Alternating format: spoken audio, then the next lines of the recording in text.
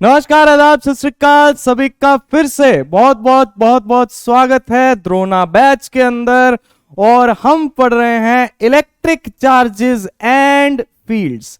Electric charges and fields के 5 lecture हमारे हो चुके हैं और आज है हमारा लेक्चर नंबर 6। उम्मीद है कि आप लोगों को पसंद आ रहा होगा और आप लोग लेक्चर्स को देख रहे होंगे और साथ में नोट्स भी बना रहे होंगे और ऑब्वियसली साथ में शॉर्ट नोट्स भी बना रहे होंगे। या फिर शॉर्ट नोट्स के लिए मैंने आपको बताया था कि शॉर्ट नोट्स के लिए आप लेक्चर या पूरा चैप्टर खत्म होने के बाद भी एक साथ भी बना सकते हो, लेकिन रोज रिवाइज करते रहिए और जो प्रैक्टिस शीट आपको मिल रही हैं, जितनी भी प्रैक्टिस शीट आपको मिल रही हैं उनके आपको क्वेश्चन सॉल्व करने हैं और जी जान लगा के करने हैं। थोड़े से कुछ बच्चों का ये डाउट होता है कि हमसे क्वेश्चन सॉल्व नहीं हो रहे। आई कैन अंडरस्टैंड, क्योंकि आपको भाई ऑब्वियसली अगर हमें नीट क्रैक करना है, ठीक है, अगर यहाँ पे बोर्ड की भी पढ़ाई हो रही है तो बोर्ड के लिए इतना कोई ज्यादा मुश्किल वाली बात है नहीं, वो तो सारी चीजें यहाँ पे करवाई जा ही रही हैं। नीट के लिए आपको अलग से प्रैक्टिस भी ऑब्वियसली जरूरी है और भाई चीज आसान नहीं है, इसीलिए तो हम तैयारी कर रहे हैं। सिंपल सी बात है ना। अगर चीजें आसान होती तो हम तैयारी नहीं कर रहे होते भाई, फिर तो हम ऐसे ही चले जाते, है ना। तो चीजें मुश्किल हैं, बिल्कुल मुश्किल हैं, लेकिन मुश्किल उन लोगों के लिए हैं जो मेहनत नहीं करना चाहते, है ना। लेकिन अब आप अगर धीरे धीरे मेहनत करोगे तो फिर धीरे धीरे आपको ये लगने लगेगा कि भैया हाँ, अब हमें धीरे धीरे चीजें ज्यादा समझ में आ रही हैं। इसीलिए मैंने थोड़ा सा रोक रोक के बोला, क्योंकि चीजों में टाइम लगता है भाई, ठीक है ना। एक क्वेश्चन को जब आप स्टार्ट करते हो, एक पर्टिकुलर तरीके के क्वेश्चंस को जब आप करते हो तो आपको पहला क्वेश्चन थोड़ा सा डिफिकल्ट लगेगा, फिर उसी तरीके का दूसरा क्वेश्चन करोगे आपको हल्का सा आसान लगेगा, और उसके जैसा ही क्वेश्चन करोगे तो आपको और आसान लगेगा, और धीरे धीरे करते करते करते करते करते आपकी उसमें मतलब पूरी मास्टरी हो जाएगी कि हाँ, इस टाइप के क्वेश्चंस जो आएंगे वो तो हम यहाँ पे कर ही लेंगे। तो इसी तरीके की चीजें हैं भाई, ये ध्यान रखने वाली बातें हैं कि भाई कोई भी, जैसे मान लो आप कोई गाड़ी चलाना सीखते हो, है ना, मान लो कि मैं कार चलाना सीखूं, तो शुरू शुरू में डर लगता है यार, ठीक है ना। शुरू शुरू में हम स्लो चलाते हैं, डर डर के चलाते हैं कि किसी के बीच में ना लग जाए कार, डिवाइडर में ना लग जाए, किसी के ऊपर ही ना चढ़ा दें हम, है ना। ऐसा भी तो होता है कि सामने वाला बंदा ही हमारी वजह से ऊपर चला जाए, भाई ऐसा भी नहीं होना चाहिए, ठीक है ना। कुछ लोग ऐसा करते हैं, तो भैया ऐसा भी नहीं होना चाहिए। तो इसलिए बहुत ज्यादा जरूरी है कि भाई शुरू में तो चीजें डिफिकल्ट लगेंगी लगेंगी, लेकिन एक बार हाथ सेट हो गया, प्रैक्टिस हो गई, फिर गाड़ी ऐसे चलती है भाई, ठीक है ना। टेक्निक सही होनी चाहिए, बस मेन बात है टेक्निक सही होनी चाहिए। वही बात यहाँ पे क्वेश्चंस पे अप्लाई होती है कि शुरू में जब आप मेहनत करनी शुरू करते हो तो चीजें डिफिकल्ट लगती है। मैं एक बात बता रहा हूं, अगर जितनी मेहनत आप इस चैप्टर में करोगे, बड़ा इंपॉर्टेंट चैप्टर है, जितनी मेहनत आप इस चैप्टर में करोगे उसका फायदा आपको आने वाले चैप्टर्स के अंदर भी मिलेगा। क्योंकि अगर आप यहाँ पे क्वेश्चन सॉल्व करोगे, जितने भी क्वेश्चन सॉल्व करते हैं, ज्यादा से ज्यादा हम क्वेश्चन सॉल्व करते हैं, एक तो कॉन्फिडेंस आता है सॉल्व करने से, खुशी मिलती है अंदर से, ये भाई हमारे से हो गया, है ना। और उसके साथ में ही आपको ये भी लगता है कि भैया अब हमारा दिमाग तेज चलने लगा है, ठीक है ना। अगर आपका दिमाग तेज चलने लगा है तो क्या उस दिमाग का फायदा अगले चैप्टर में होगा कि नहीं होगा भाई। इवन फिजिक्स में चलाए हुए दिमाग का फायदा आपको केमिस्ट्री में भी होगा, क्योंकि अल्टीमेटली हम अपना दिमाग शार्प कर रहे हैं भाई, ठीक है ना। अगर हम अपना दिमाग शार्प कर रहे हैं तो उसका फायदा हमें मिलने ही वाला है, और आगे की चीजें आसान आसान आसान होती चली जाएंगी। इसके लिए जरूरी है कि एक बार तपस्या करनी पड़ती है, अपने बाल वो झंझोड़ने पड़ते हैं, ऐसे पकड़ के मरोड़ दो बालों को। कई बार होता है ना ऐसा, गुस्सा आता, अरे यार मेरे से ये क्वेश्चन नहीं हो रहा, कोई बात नहीं, फ्रस्ट्रेशन हो रही है, होने दो, उस फ्रस्ट्रेशन को ओवरकम करो, उससे भागो मत, ठीक है ना। मुश्किलें आएंगी भाई, मुश्किलें आएंगी, मैं समझता हूं इस बात को। आपके लिए मुश्किलें क्या है? क्वेश्चन नहीं सॉल्व हो रहा, फ्रस्ट्रेशन हो रही है, हमसे क्वेश्चन नहीं सॉल्व हो रहे, है ना, डाउट्स बहुत ज्यादा आ रहे हैं, बिल्कुल ऐसी फ्रस्ट्रेशंस होती हैं। लेकिन अगर हम लगातार मेहनत करते रहें तो उन फ्रस्ट्रेशंस को हम ओवरकम कर लेंगे। बस ये बात रहे, ध्यान रखना, कोई मेहनत लगातार होनी चाहिए, मेहनत कभी नहीं छूटनी चाहिए आपकी। आज नहीं तो कल वो दिन आएगा जब आपको लगेगा कि हाँ भाई अब जिंदगी में सब सही हो रहा है भाई, अब जिंदगी में सही हो रहा है सब, ठीक है ना। इतना कॉन्फिडेंस आप लेके जाओगे ना, मैं यकीन के साथ कहता हूं आपको, ठीक है ना, इतना कॉन्फिडेंस आप लेके जाओगे अपनी जिंदगी में। मैं सिर्फ एग्जाम की बात नहीं कर रहा, सिर्फ एग्जाम के मार्क्स की बात नहीं कर रहा, सिर्फ 12th के मार्क्स या नीट के मार्क्स की बात नहीं कर रहा, मैं बात कर रहा हूं पूरी जिंदगी के कॉन्फिडेंस की। अगर आप यहां पे मेहनत करने में और सफल हो गए तो जिंदगी में आप सोच रहे हो आपका कॉन्फिडेंस कितना बढ़ जाएगा। कोई भी चीज आपके सामने आएगी आपको लगेगा मैं तो यूं कर दूंगा इसे या यूं कर दूंगी इसे। समझ पा रहे हो? जिंदगी में कॉन्फिडेंस बहुत जरूरी है भाई, हर चीज में काम आएगा, पढ़ाई में भी आएगा, हर जगह पे काम आएगा। इसीलिए मेहनत करते रहिए भाई, मेहनत से कभी नहीं डरना। और इसी मेहनत को हम करते हैं कंटिन्यू। स्टार्ट। ओ हाँ, घूम गया यार मैं, ओ चक्कर आ गए, चक्कर। हाँ, क्या करना है, सुपरपोजिशन प्रिंसिपल को 2D में अप्लाई करना है, कूलम्स लॉ वेक्टर फॉर्म में करना है, फिर इलेक्ट्रिक फील्ड के बारे में बात करेंगे। ठीक है ना? करें शुरू? ठीक है, थोड़ा सा रिवीजन कर लेते हैं। रिवीजन क्या कर लेते हैं, आपको याद होगा कि अगर सिमिलर टाइप के चार्जेस हों, अगर चार्जेस सिमिलर टाइप के हों, याद है, अगर चार्जेस सिमिलर टाइप के हों, एक क्यू हो और एक एन क्यू हो, ठीक है ना, एक क्यू हो और एक एन क्यू हो, तो ये आर, सॉरी ये एक्स और ये क्या था, आर माइनस एक्स। तो एक्स की वैल्यू आती थी r by under root N plus one, और एन क्या होता था, दो चार्जेस का रेशो होता था।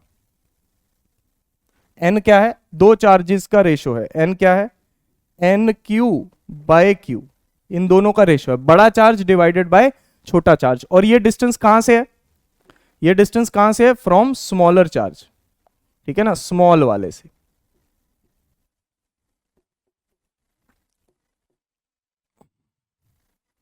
ये वाले से, ठीक है ना। एन का रेशो मतलब कुछ भी हो सकता है, ये कोई भी वैल्यू हो सकती है, ठीक है ना। एक क्वेश्चन भी मैंने दिया था, उसको भी आज हम डिस्कस करेंगे।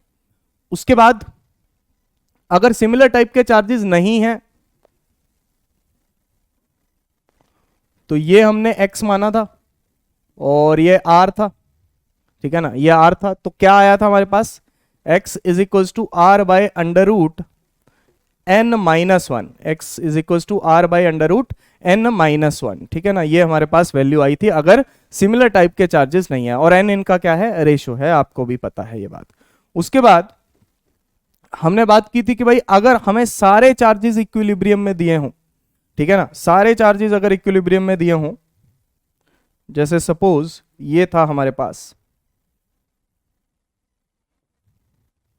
ठीक है ना, small q, this is x, this is r minus x, और आपको बोला गया हो कि सारे चार्जेस इक्विलिब्रियम में हैं, ठीक है ना, आपको क्या बोला गया हो, सारे चार्जेस जो हैं वो इक्विलिब्रियम में हैं। अगर सारे चार्जेस इक्विलिब्रियम में हैं तो इसके लिए स्मॉल क्यू की वैल्यू क्या आती थी, minus N Q by under root N plus one का whole square, by under root N plus one का whole square, minus capital N Q. इसकी वैल्यू मैंने आपको बताया था कि क्या आती है, नेगेटिव आती है। क्या आती है, नेगेटिव आती है, ठीक है ना। तो ये सारी चीजें हमने डिस्कस करी थी। चलो फिर अब बढ़ते हैं आगे, ठीक है ना। आगे क्या था सर, होमवर्क। हाँ, होमवर्क, कुछ सवाल थे जो हमने होमवर्क में आज हमें लेने हैं। देखो भाई, दो चार्जेस की बात हो रही है, एक है E और एक है 3E at a distance R, at a distance R रखे हुए हैं ये। तो डिस्टेंस ऑफ द पॉइंट और charge small q so that net force on it is zero. Net force हमें जीरो करना है भाई, स्मॉल q चार्ज पे नेट फोर्स हमें जीरो करना है, स्मॉल q चार्ज पे नेट फोर्स हमें जीरो करना है। तो उसका डिस्टेंस कितना होगा, ठीक है ना। तो क्या निकालना है भाई, कौन सा फॉर्मूला लगेगा, ये दोनों का साइन सेम है, सिमिलर टाइप ऑफ चार्जेस हैं, सिमिलर टाइप ऑफ चार्जेस हैं, तो x की वैल्यू क्या आएगी, r by under root N plus one वाला फॉर्मूला लगेगा। n की वैल्यू क्या है, n की वैल्यू देख लो, 3e bye e, 3e bye 3 कितनी आ गई वैल्यू, 3 आ गई भाई, ठीक है ना। n की वैल्यू 3 आ गई तो यहां पे रखो r by under root 3 plus one, r by under root 3 plus one, ये अपना आंसर है। कहां से है ये, फ्रॉम दिस, ठीक है ना, फ्रॉम चार्ज E, ठीक है ना, from charge E, E charge से r by under root 3 plus one, ये दिख रहा है मुझे ऑप्शन साफ साफ, ठीक है ना। ये नहीं हो सकता, ये 1 बाय रूट 3 लिखा हुआ है देखो नीचे, ठीक है ना। 3e से अगर आपको डिस्टेंस निकालना है, ठीक है ना, वो r माइनस एक्स होगा, ये 3e से होगा भाई, x आपको पता ही है, बस r में से माइनस कर दो, ठीक है ना, तो वो आपको 3e से मिल जाएगा, लेकिन वो कोई ऑप्शन मैच नहीं करेगा। चाहो तो करके देख लेना, ठीक है ना, आप लोग इसको करके देख सकते हो, लेकिन आपको कोई भी ऑप्शन मैच करता हुआ 3e वाला दिखाई नहीं देगा। 3e कहां पे दिया हुआ? फर्स्ट ऑप्शन में और थर्ड ऑप्शन में। तो अपना कौन सा ऑप्शन आएगा? Second option. कौन सा ऑप्शन? सेकेंड। चलो जी, बहुत अच्छे, क्लियर है। आई hope that should be crystal clear. यहां पे चार्ज ई, ठीक है जी, ई चार्ज से। आई होप बहुत बहुत बहुत बहुत क्लियर है।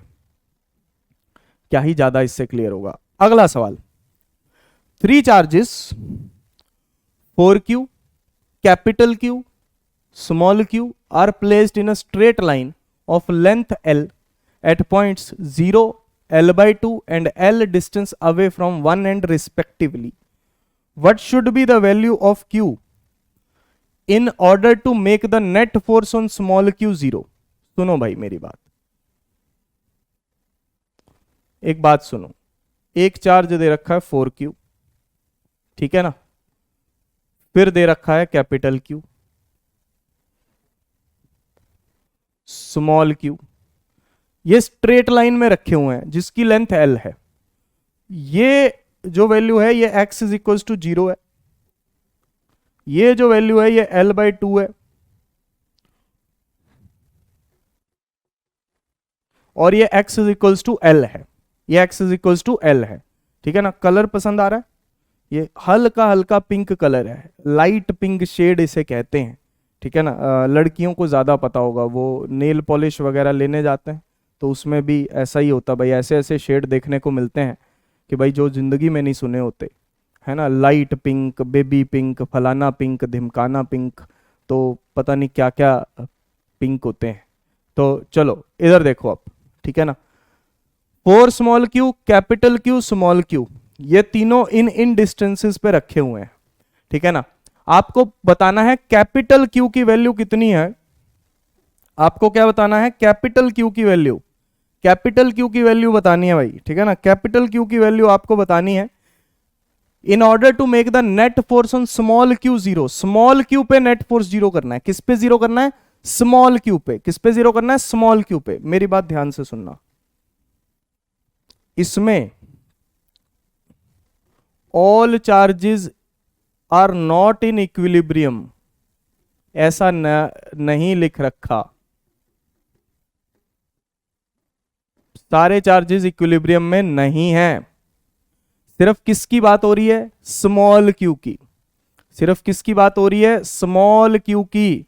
सिर्फ इस चार्ज का इक्विलिब्रियम डिसाइड करना है हमें, ठीक है ना।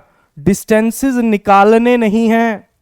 देखो डिस्टेंसेस निकालने नहीं हैं, डिस्टेंसेस पहले से दिए हुए हैं उस सवाल में। ये वाला फॉर्मूला आप नहीं लगा सकते। क्यों सर? ये फॉर्मूला तो तब वैलिड है जब सारे चार्जेस इक्विलिब्रियम में हो, पूरा सिस्टम इक्विलिब्रियम में हो, तो वो फॉर्मूला लगा नहीं सकते। डिस्टेंसेस वाला भी नहीं लगा सकते, डिस्टेंसेस तो पहले से गिवन ही है। बस अब हमारे पास कोई शॉर्टकट नहीं है लगाने को। ध्यान रखना, इस क्वेश्चन में हमारे पास कोई शॉर्टकट नहीं है लगाने को। सर फिर क्या करेंगे? सर करेंगे, बिल्कुल करेंगे। हम क्या करेंगे कि भैया हम इस पे नेट फोर्स 0 करेंगे, ठीक है ना। इसको नाम दे देते हैं 1 2 3। थर्ड चार्ज पे नेट फोर्स 0 करेंगे। थर्ड चार्ज पे जो फोर्स लगेगा, एक तो इसकी वजह से लगेगा, इसकी वजह फर्स्ट की वजह से लगेगा। ये दोनों एक दूसरे को रिपेल करेंगे, फर्स्ट और थर्ड। बोलो भाई, फर्स्ट और थर्ड एक दूसरे को रिपेल करेंगे। बोलो, फर्स्ट और थर्ड एक दूसरे को रिपेल करेंगे? बिल्कुल करेंगे। तो फर्स्ट की वजह से ऐसे फोर्स लगेगा भाई, ठीक है ना। अच्छा, सेकंड की वजह से लगेगा, इस पे 0 करना है, इस पे नेट फोर्स 0 करना है हमें, ठीक है ना। फोर्स ऑन स्मॉल q हमें 0 करना है, ठीक है ना। इस पे नेट फोर्स हमें 0 करना है। तो अब इसकी वजह से जो फोर्स लगना चाहिए, मुझे एक बात बताओ, इसकी वजह से जो फोर्स लगना चाहिए वो अट्रैक्टिव लगना चाहिए, क्योंकि वो उधर लग रहा है तो दूसरा फोर्स इधर आना चाहिए ना। 2 की वजह से फोर्स इधर आना चाहिए। अगर 2 की वजह से फोर्स इधर आना चाहिए, एक बात आपको क्लियरली अंडरस्टैंड करनी है कि अगर 2 की वजह से इधर फोर्स आना चाहिए तो इसका मतलब ये क्या होना चाहिए? नेगेटिव होना चाहिए। ये मस्ट बी क्या होना चाहिए? नेगेटिव होना चाहिए। What should be the value of capital Q, negative होनी चाहिए। तो ये आंसर तो कतई नहीं हो सकता, मैं कट कर रहा हूं इस आंसर को। कैपिटल क्यू की वैल्यू नेगेटिव आनी चाहिए। क्या ये बात क्लियर हुई? तो ये ऑप्शन तो कतई नहीं हो सकता, बाकी ऑप्शंस नेगेटिव हैं तो उनको चेक करना पड़ेगा भाई। दोनों फोर्सेस को क्या करना पड़ेगा? बराबर। सर बराबर करना पड़ेगा सर। हाँ, तो F1 और F2 को हम कर देते हैं बराबर। F1 और F2 को बराबर कर देते हैं। F1 किसकी वजह से? इसकी वजह से। लिखो किस पे? स्मॉल क्यू पे। किसकी वजह से? 4 स्मॉल क्यू की वजह से। डिस्टेंस कितना दोनों के बीच? L। देख लो 4Q और स्मॉल क्यू डिस्टेंस कितना? L। ठीक है ना। उसके बाद किसकी वजह से? कैपिटल क्यू की वजह से। ठीक है ना, कैपिटल क्यू स्मॉल क्यू। ठीक है ना, L/2 का होल स्क्वायर। L/2 का होल स्क्वायर। ये देखो ये डिस्टेंस इनके बीच में क्या है? L/2 है।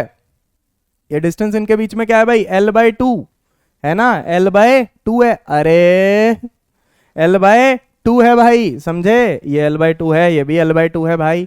आधा आधा, बस दोनों को बराबर कर दो, दोनों को कर दो बराबर, जो कट रहा है काट दो। खचक खचक खचक काट दीजिए। ये भी काट दीजिए सर, ये भी काट दीजिए सर। ओके, तो 4Q by L square is equals to, इधर कैपिटल Q, ये L स्क्वायर, L/2 का होल स्क्वायर है, L स्क्वायर बाय 4, 4 बन जाएगा ऊपर, 4 चला जाएगा ऊपर। ठीक है, 4 से 4 कट गया, L स्क्वायर से L स्क्वायर कट गया। दिखाई मुझे ये दे रहा है small q is equal to capital Q आ गया।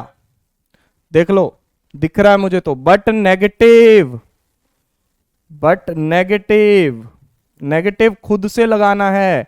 इसका मतलब Q की वैल्यू कितनी आ गई? Minus small q।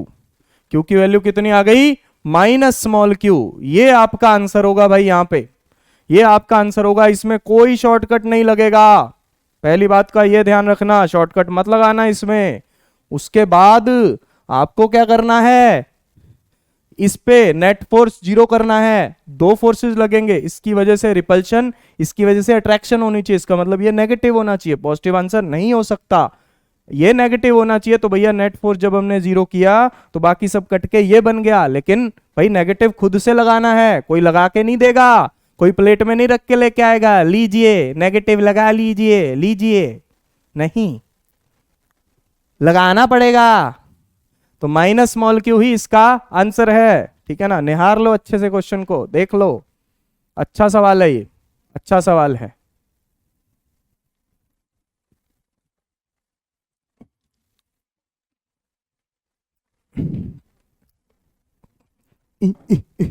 अच्छा है, अच्छा है, सवाल अच्छा है।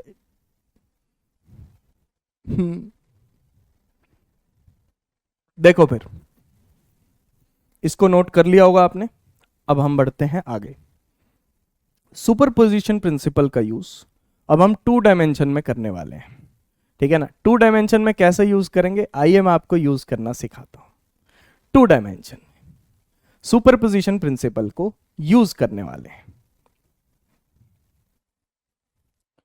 2 डायमेंशन में मतलब अब एक लाइन में नहीं होगा। जैसे मान लो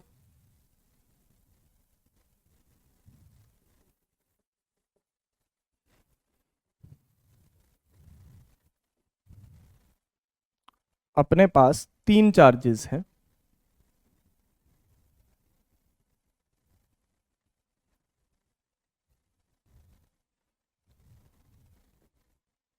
ठीक है जी, ये 3 चार्जेस दिए हुए, ये डिस्टेंस a है, ये डिस्टेंस a है। ठीक है,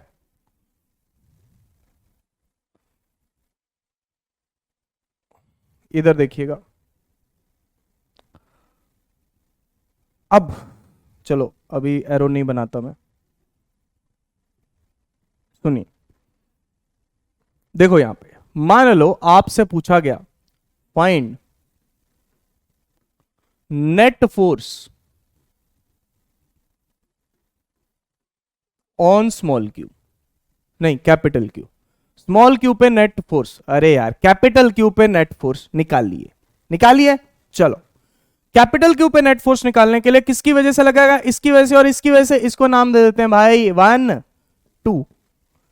2D में सर ऐसा क्या अलग होता है, देखो 1 डायमेंशन में तो बेटा इधर लग जाएगा फोर्स या उधर लग जाएगा, या तो पॉजिटिव या नेगेटिव, या पॉजिटिव या नेगेटिव।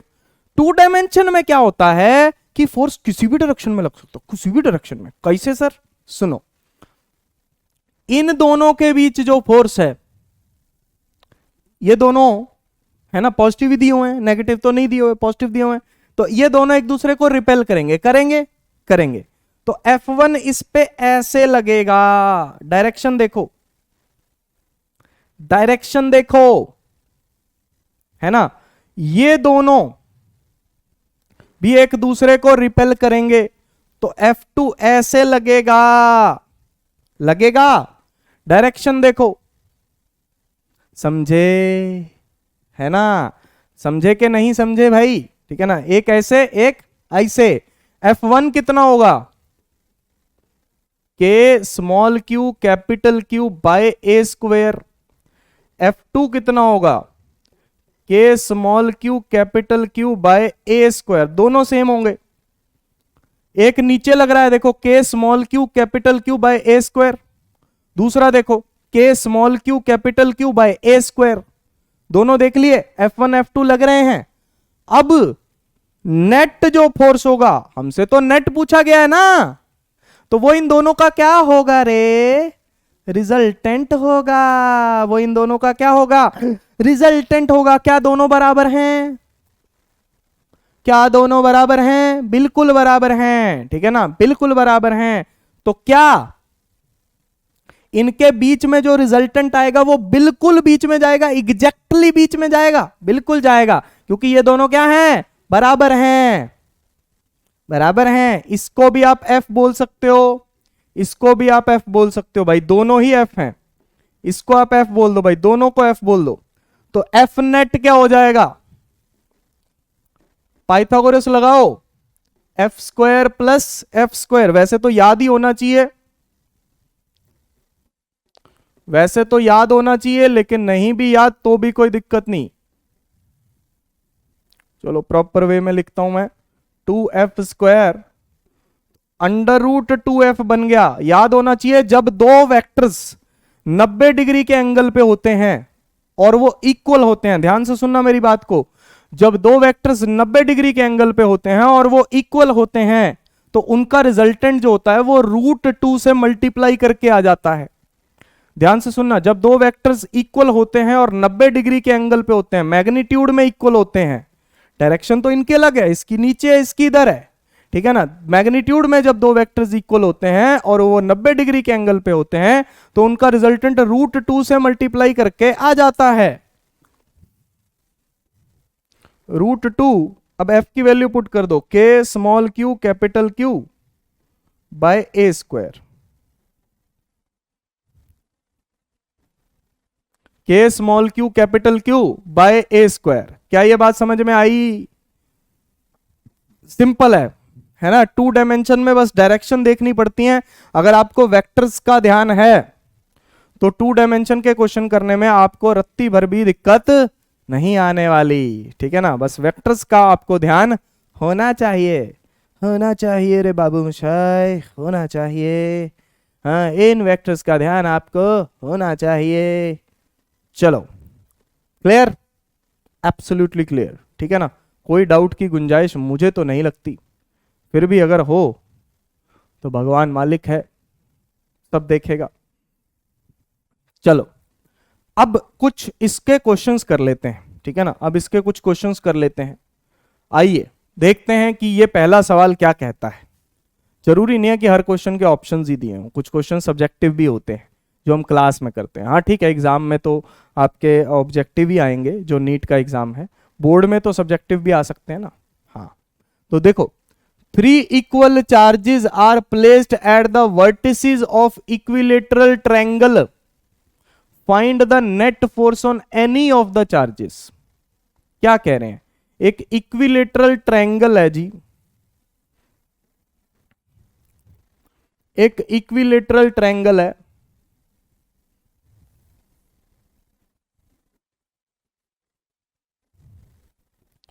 उसके तीनों वर्टिसेस पे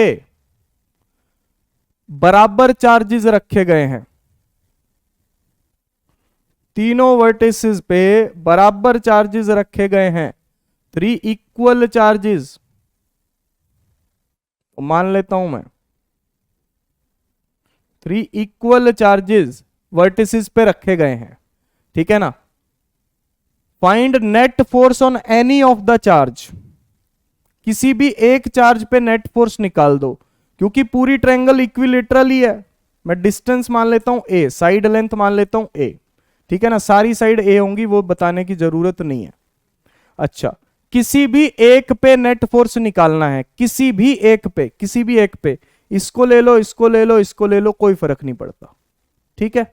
सुनो फिर, इसको नाम दे देता हूं ए, इसको नाम दे देता हूं बी, इसको नाम देता हूं सी। तो ए पे फोर्स कौन लगाएगा, मैं ए वाले चार्ज को मान लेता हूं, ए पे फोर्स कौन लगाएगा, बी भी लगाएगा और सी भी लगाएगा भाई, है ना। ए पे फोर्स कौन लगाएगा, बी भी लगाएगा और सी भी लगाएगा। तो ए पे जो फोर्स लगाएगा वो बी की वजह से क्या होगी, रिपल्सन, रिपल्सन, रिपल्सन, रिपल्सन, डिस डिस डिस, ठीक है जी। सी पे, ए और सी के बीच 30 30 30, समझे, ए और सी, रिपल्सन ए पे सी की वजह से, ए पे बी की वजह से, ऐसे लग रहे हैं फोर्स। हे भगवान, नहीं आ रहा है सर, समझ नहीं आ रहा है सर, क्या है इसमें, ऐसे और ऐसे, ठीक है जी। अच्छा, अब फोर्स लिखो, ए पे फोर्स बी की वजह से, एफ ए बी, ए पे फोर्स बी की वजह से, ए पे फोर्स बी की वजह से, एफ ए बी, और ये ए पे फोर्स सी की वजह से, ठीक है ना। ए पे फोर्स बी की वजह से कितना होगा, के स्मॉल क्यू, दोनों ही चार्ज स्मॉल क्यू है तो स्मॉल क्यू का स्क्वायर हो गया, बाय डिस्टेंस कितना हो गया, ए का स्क्वायर, ठीक है ना। फिर ए पे फोर्स सी की वजह से स्मॉल क्यू हो गया और यहां पे ए स्क्वायर हो गया, ठीक है ना, स्मॉल क्यू हो गया और यहां पे ए स्क्वायर हो गया, ठीक है जी। तो ये चीज आपको यहां पे क्लियर रखनी चाहिए बिल्कुल, ठीक है ना, that should be really clear, ठीक है ना। K Q square by A square, ठीक है ना, ए सी ए बी, ठीक है जी, ओके।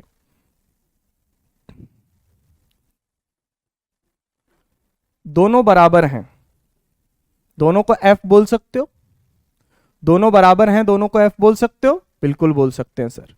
अब सर इनका रिजल्टेंट कैसे निकालें हम, एक बात क्लियर रखो, क्या इनका रिजल्टेंट इस डायरेक्शन में आएगा, जो एफ नेट होगा वो इस डायरेक्शन में होगा, बिल्कुल बीच में, ऐसे हैं दो फोर्सेस, बिल्कुल बीच में जाएगा, बिल्कुल बीच में, हाँ ऐसे, समझ में आ रहा है, ऐसे जाएगा भाई, ठीक है ना। ये एंगल कितना होगा ये देखना जरा, ये एंगल होगा 60 डिग्री, इक्विलेटरल ट्रायंगल के अंदर ये एंगल होता है 60, तो भैया ये बाहर वाला भी 60 होगा, वर्टिकली ऑपोजिट एंगल 60 और 30 और 30 हो जाएंगे, ये भी 30 और ये भी 30, इक्वली डिवाइड कर दिए ना भाई, दो फोर्सेस हैं एफ और एफ, दोनों के बीच में एंगल कितना है 60 डिग्री, दोनों के बीच में एंगल कितना है 60 डिग्री, ठीक है ना, समझ में आया, ठीक है। रिजल्टेंट, अगर दो इक्वल मैग्नीट्यूड के वेक्टर्स होते हैं, if vectors are of equal magnitude, अगर दो वेक्टर्स इक्वल मैग्नीट्यूड के होते हैं तो रिजल्टेंट का फॉर्मूला होता है 2a cos of theta by 2, ये फॉर्मूला हम याद करते हैं भाई। देखो अगर दो वेक्टर्स अलग अलग मैग्नीट्यूड के हों तो फॉर्मूला क्या होता है sir, A square plus B square plus 2ab cos theta का अंडर रूट, सुना है, दो वेक्टर्स का resultant A square plus B square plus 2ab cos theta का अंडर रूट। अगर मान लो दोनों वेक्टर्स का मैग्नीट्यूड बराबर है, मतलब ए और बी बराबर हैं, मतलब ए और बी बराबर हैं, दोनों वेक्टर्स बराबर हैं, तो resultant 2a cos theta by 2 होता है। अब यहां पे 2 से 2 मत काट देना, ये 2 cos के अंदर है, ये 2 बाहर है, सब कबाड़ा हो जाएगा, सब बर्बाद हो जाएगा भाई, ठीक है ना। अब ये कितने डिग्री के एंगल पे हैं? 60 डिग्री पे। तो इनका जो रिजल्टेंट होगा, अब रिजल्टेंट क्या होगा? F net. रिजल्टेंट क्या होगा? एफ नेट, ठीक है ना। रिजल्टेंट क्या होगा? F net. तो 2a, ए की जगह क्या आएगा? एफ, फोर्स कौन सा है? एफ, ठीक है ना। कॉस कितना एंगल है इनके बीच? 60, तो कॉस ऑफ 60 बाई 2, तो 2f cos 30, ठीक है ना। तो cos 30 कितना? √3/2। cos 30 कितना? √3/2, ठीक है ना। √3/2, तो ये बन गया √3f, ठीक है ना। तो ये बन गया हमारे पास √3f। तो ये हमारे पास आंसर आ गया भाई, F net that is √3f, ठीक है ना। ये नेट फोर्स हमारे पास √3f यहां पे देखने को मिला है, ठीक है ना। एफ नेट यहां पे √3f देखने को मिला है। ये तो वैसे भी आपको याद रखना चाहिए, अगली बार के लिए याद रख लो। जैसे मैंने आपको ये भी याद करवाया, दो वेक्टर्स का मैग्नीट्यूड इक्वल हो और उनमें 90 डिग्री का एंगल हो तो रिजल्टेंट √2 मल्टीप्लाई करके आ जाता है। सिमिलरली दो वेक्टर्स का अगर मैग्नीट्यूड बराबर है और उनके बीच में 60 डिग्री का एंगल है तो रिजल्टेंट √3 मल्टीप्लाई करके आ जाता है। बस आपको √3f मल्टीप्लाई कर देना है और f ये रहा, ठीक है ना। तो एफ नेट क्या हो गया? √3kq² bye a², √3kq² bye a²। ये सीधा सीधा हमारे पास आंसर आ गया। याद रखना, मैं फिर से बता रहा हूं, ये फॉर्मूला होता है किसी भी एंगल के लिए अगर दो वेक्टर्स का मैग्नीट्यूड बराबर है। मैं तो हमेशा 60 डिग्री वाला भी याद करवाता हूं, तो आप भी याद रखें। दो vectors equal magnitude 60 degree angle, resultant √3 हो जाएगा, ठीक है ना। √3 टाइम्स हो जाएगा और √3 किसका? f का, है ना। तो f कितना है? kq² by a²। I hope this should be very very very very clear to you. कोई डाउट की गुंजाइश होनी नहीं चाहिए भाई।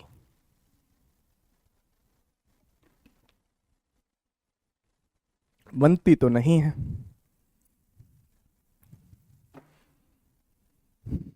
सही है, क्लियर है, बहुत बढ़िया, ठीक है ना। स्प्राइट क्लियर है, वो आती है ना कैड, उसमें दिखाते हैं कि स्प्राइट पी के क्लियर हो जाता है सब। अपने को बिना स्प्राइट पिए ही क्लियर रखना है भाई, है ना। हाँ, सीधी बात, नो बकवास। सुनो अब फिर, ये बात तो हो गई, जम गई है ये बात। अब थोड़ा सा और ट्विस्ट। ट्विस्ट क्या है सर? सर क्या है सर? 4 इक्वल चार्जेस रखे गए हैं वर्टिसेस ऑफ स्क्वायर पे, ठीक है ना। 4 इक्वल चार्जेस रखे गए हैं, तो find the net force on any of the charges. Soon low, 4 equal charges square के वर्टिसेस पे रखे गए हैं।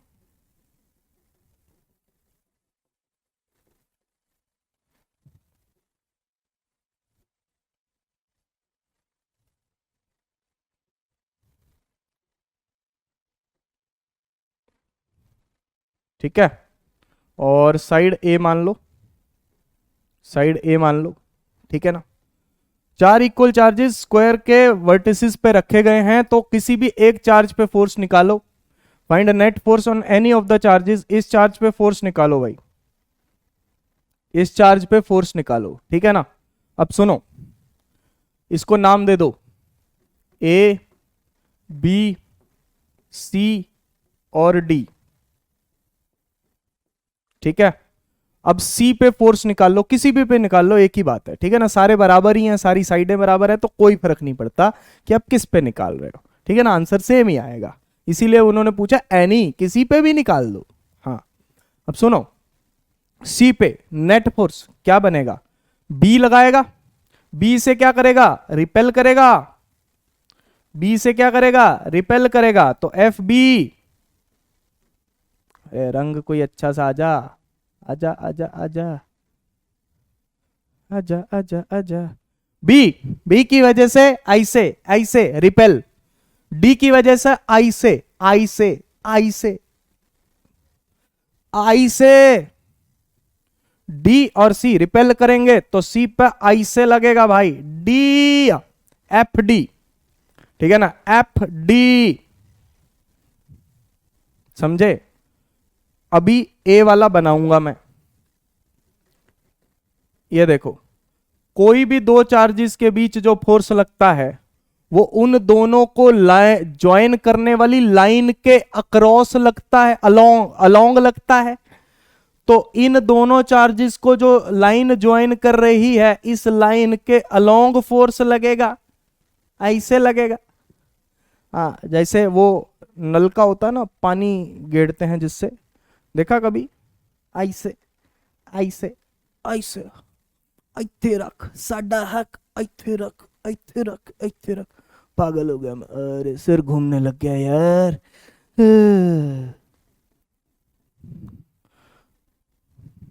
एफ ए है जी। डायरेक्शन वायरेक्शन अभी देख ली, एंगल एंगल अभी देख लेंगे, ठीक है ना, एंगल अभी देखेंगे, टेंशन मत लो। हाँ, ठीक है ना। एफ डी ऐसे, एफ बी ऐसे, एफ ए ऐसे, ठीक है ना, ऐसे, ठीक है ना। सुनो, एफ बी क्या होगा, आप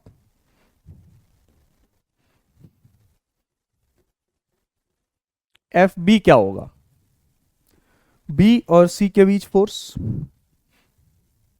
के क्यू स्क्वेयर, दोनों चार्जेस क्यू हैं, कितना डिस्टेंस है बी और सी के बीच, ए। कोई दिक्कत नहीं। एफ डी, क्यू और क्यू दोनों क्यू हैं, ठीक है ना। ये Q और A में कंफ्यूज मत हो जाना बेटा, ये Q और A एक जैसे लग सकते हैं आपको कि सर ये ऊपर भी Q लिखा हुआ है, यहाँ पे भी Q लिखा हुआ है, कई बार पढ़ने में समझ में नहीं आता, ध्यान रखना, ठीक है। हाँ, के Q square by A square. चलो, अब आता है एफ ए, अब आता है एफ ए। सुनो भाई, ये जो डायगोनल होता है इसकी लेंथ लेनी पड़ेगी, ठीक है ना। जब आप एफ ए लिखोगे तो के क्यू स्क्वेयर डिवाइड में क्या लिखोगे, जो डायगोनल वाली लेंथ होगी उसका स्क्वेयर लिखोगे। डायगोनल की जो लेंथ होगी, डायगोनल की जो लेंथ, अब ये पाइथागोरस लगा के समझ में आ जाएगा। अरे बोलो, अरे भैया मुझे ये बताओ, ये लेंथ ए है, ये लेंथ ए है, तो ये कितनी होगी, ए स्क्वायर प्लस ए स्क्वायर। डायगोनल की लेंथ अंडर रूट 2a होती है, वैसे तो याद होनी चाहिए। मैं ये चीजें इसलिए करके दिखा रहा हूं ताकि आपको ध्यान आ जाए, ठीक है ना। वैसे तो मैं ये एक्सपेक्ट करके चल रहा हूं कि आपको ये याद होनी चाहिए, फिर भी अगर नहीं है तो फिर मैं तो करवाने के लिए बैठा ही हूं, ठीक है ना। तो अंडर रूट 2a का स्क्वेयर है ना, होल स्क्वायर करना मत भूलना। हाँ, तो एफ ए के Q square by 2a square, ठीक है ना, K Q square by 2a square, K Q square by 2a square, समझे, K Q square by 2a square. ये हमें पास यहां पे एफ ए बन गया है, एफ ए बन गया है। बहुत अच्छे। अब सुनो, डी और बी दो फोर्सेस हैं, एक बार के लिए ए को भूल जाओ, ठीक है ना। मैं अगले पेज पे आपको लेके चलूंगा, फिर इसका रिजल्टेंट निकालते हैं, सुनिएगा।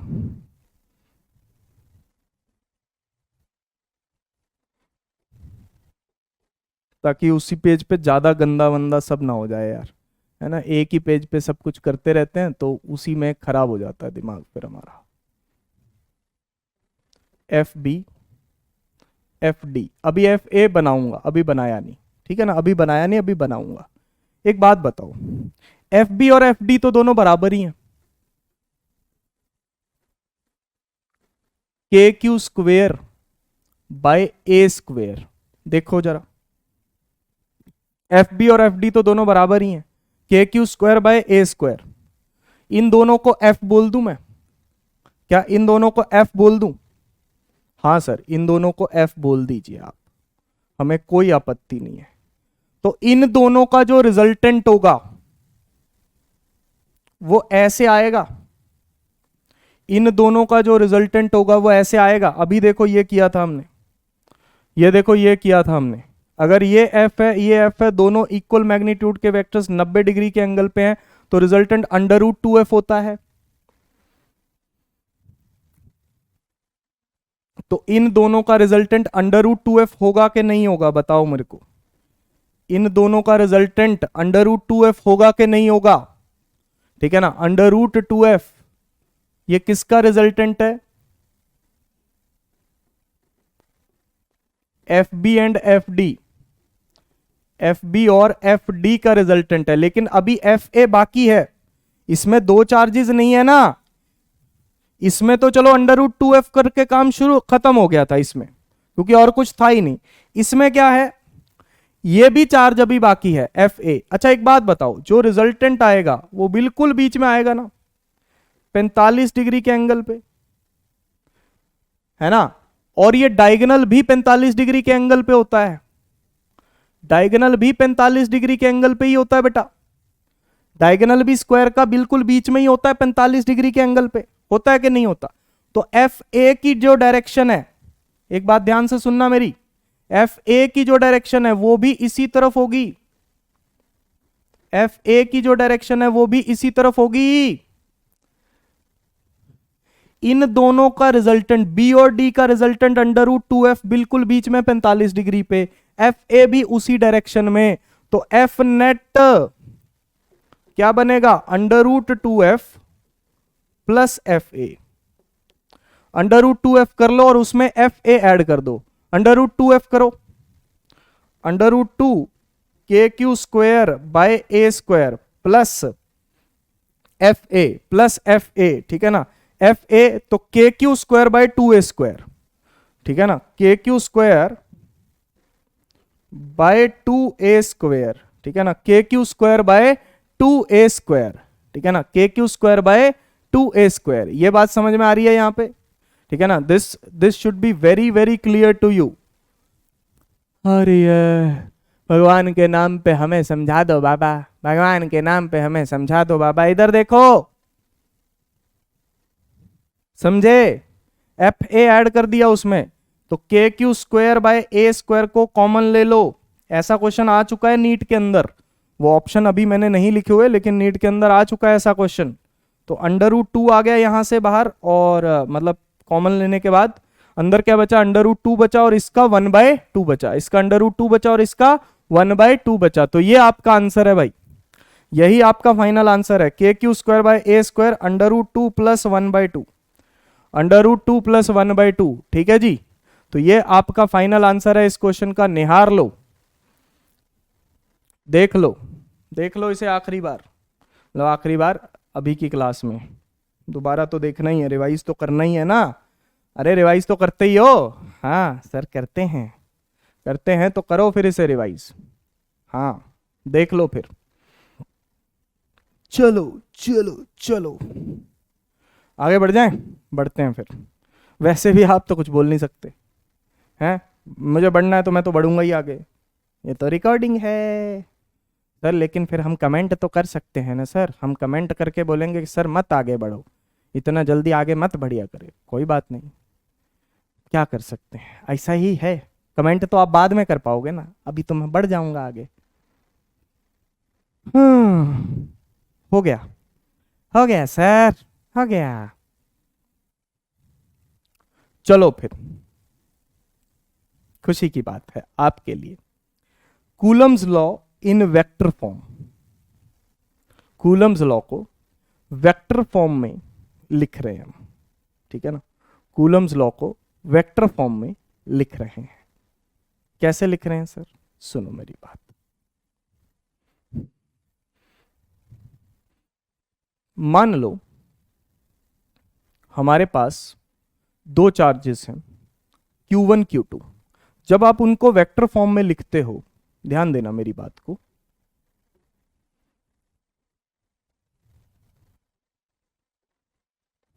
ठीक है ना, इन दोनों के बीच डिस्टेंस r है। जब आप नॉर्मली इनको लिखते हो तो इनके बीच में फोर्स क्या होगा, के Q1 Q2 by r square, ये होगा। ये तो हो गई स्केलर फॉर्म, ये तो कौन सी फॉर्म हो गई भैया, स्केलर फॉर्म हो गई। अगर इसकी वेक्टर फॉर्म मुझे लिखनी है, अगर इसकी वेक्टर फॉर्म मुझे लिखनी है तो मैं क्या करूंगा, वेक्टर फॉर्म लिखने के लिए, to write the vector form, vector form लिखने के लिए मैं इसमें क्या करता हूं, ठीक है ना, वेक्टर फॉर्म लिखने के लिए मैं इसमें क्या करता हूं, ये दोनों फोर्सेस, ठीक है ना, ये लिख दिया स्केलर फॉर्म। अब मैं इसके ऊपर लगा देता हूं वेक्टर,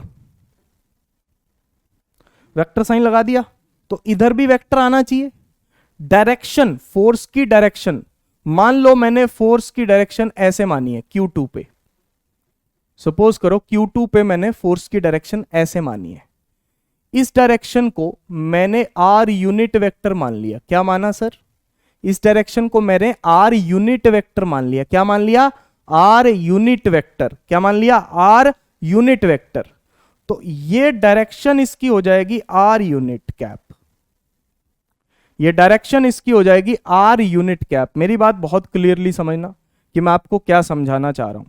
Q1 Q2 दो चार्जेस हैं, डिस्टेंस r है, force k Q1 Q2 by r square. अगर मैं इसको वेक्टर फॉर्म में लिखना चाहता हूं तो वेक्टर फॉर्म में मेन बात होती है डायरेक्शन। तो इसके ऊपर मैंने वेक्टर का साइन लगा दिया, तो इधर मुझे डायरेक्शन भी दिखानी पड़ेगी। मैं ऐसा मान लेता हूं कि Q2 पे जो फोर्स लग रहा है वो F इधर लग रहा है, ठीक है ना, ये दोनों पॉजिटिव मान लिए, ये इधर लग रहा है, और इसी की डायरेक्शन में मैंने r यूनिट वेक्टर मान लिया, ठीक है ना, मान लिया। ये कैप थोड़ा सा, ये टोपी इसके ऊपर ही आनी चाहिए, ठीक है। तो r यूनिट वेक्टर इसी डायरेक्शन में है, यानी कि f की डायरेक्शन ये बता रहा है, ये यूनिट वेक्टर किसकी डायरेक्शन बता रहा है, f की, gives the direction of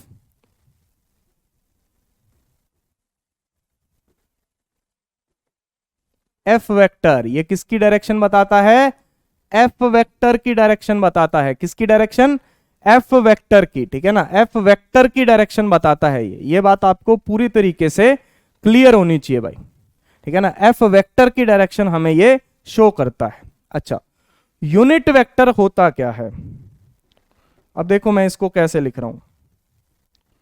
unit vector होता है, वेक्टर को जब उसके मैग्नीट्यूड से डिवाइड करते हैं, किसी भी वेक्टर को उसके मैग्नीट्यूड से डिवाइड करते हैं, मॉड भी लगा सकते हो आप नीचे, किसी भी वेक्टर को जब उसके मैग्नीट्यूड से डिवाइड करते हैं तो यूनिट वेक्टर बनता है, r vector divided by its magnitude, ऐसे लिख सकते हो आप।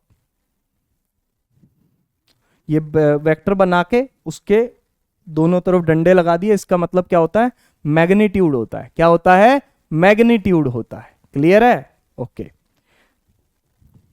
तो k Q1 Q2 r vector upon ये आर स्क्वेयर, और ये जो लिखा हुआ है मैग्नीट्यूड, अब इसको आप नॉर्मल आर भी लिख सकते हो, इसका मतलब भी यही होता है। देखो सर, मैग्नीट्यूड लिखने के लिए क्या कर रहे हो आप, या तो मैग्नीट्यूड ऐसे लिख दो या फिर सिंपली आर बना दो, इसका मतलब है मैग्नीट्यूड।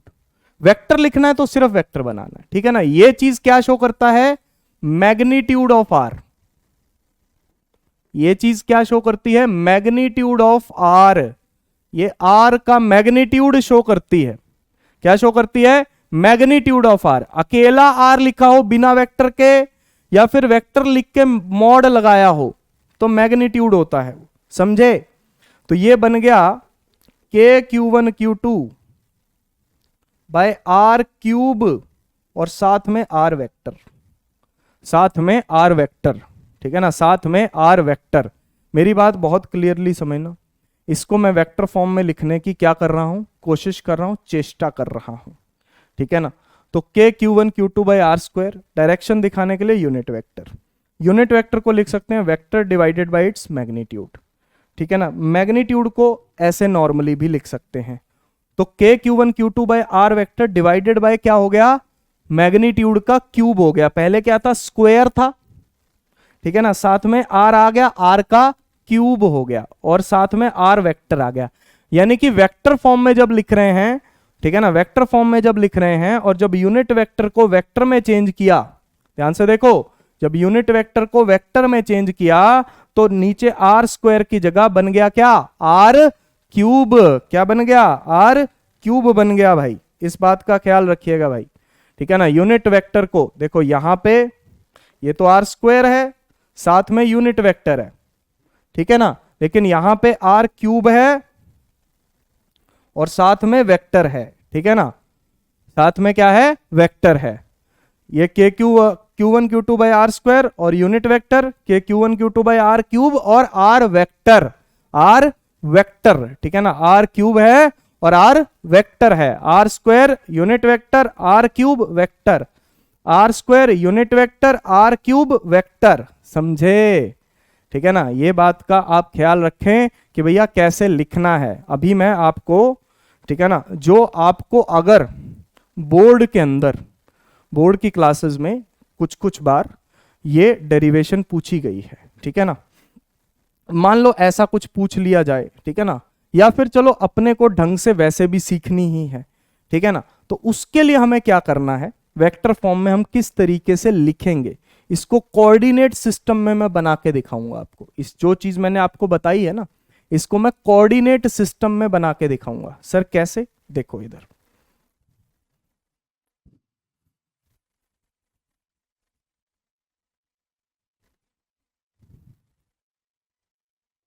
पानी पी लेता हूँ यार, बड़ी प्यास लग रही है यार, आज पता नहीं क्या चक्कर है। ओह,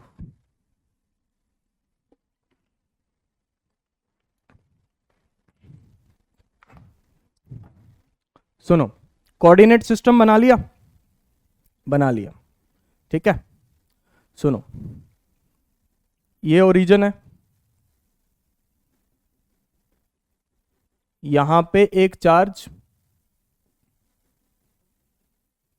यहां पे एक चार्ज, ठीक है ना,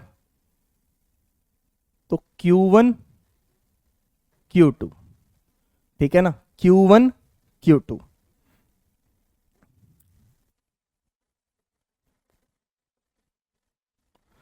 इन दोनों को भी ज्वाइन कर देते हैं, ठीक है ना। ये जो बना है इसको डॉटेड ही रखते हैं, हाँ, ठीक है।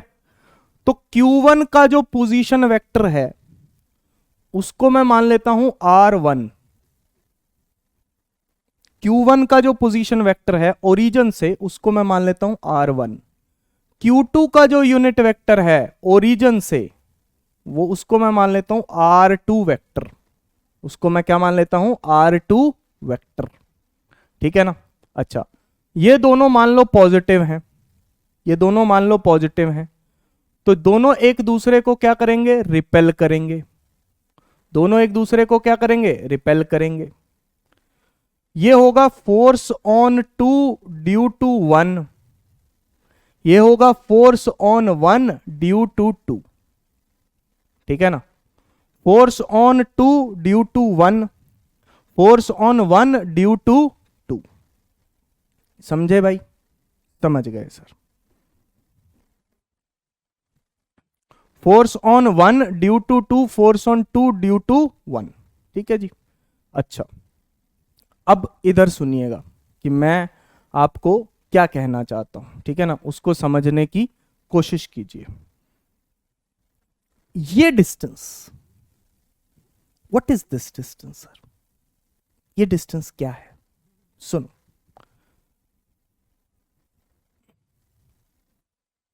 अलग से बना रहा हूं मैं,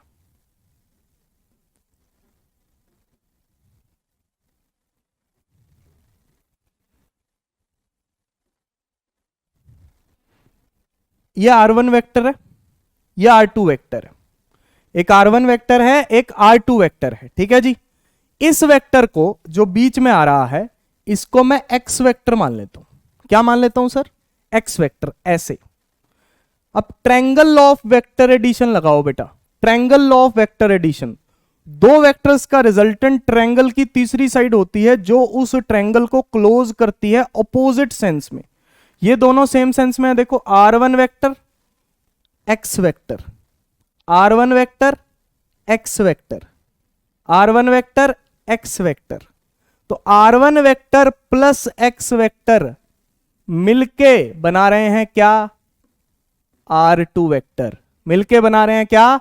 R2 वेक्टर। तो इस वेक्टर की लेंथ कितनी हो गई? R2 vector minus R1 vector. ये वेक्टर की लेंथ कितनी हो गई? R2 vector minus R1 vector.